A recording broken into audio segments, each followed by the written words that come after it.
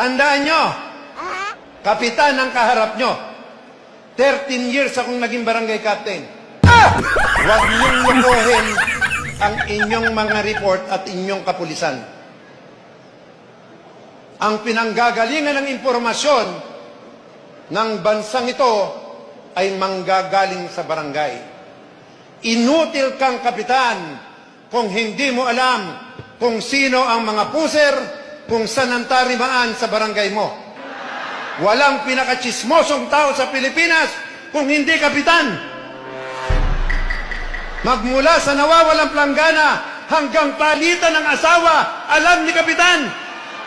Tama hindi? Huwag niyo akong paikutin.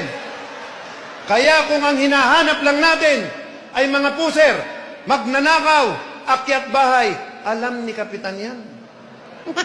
Totoo.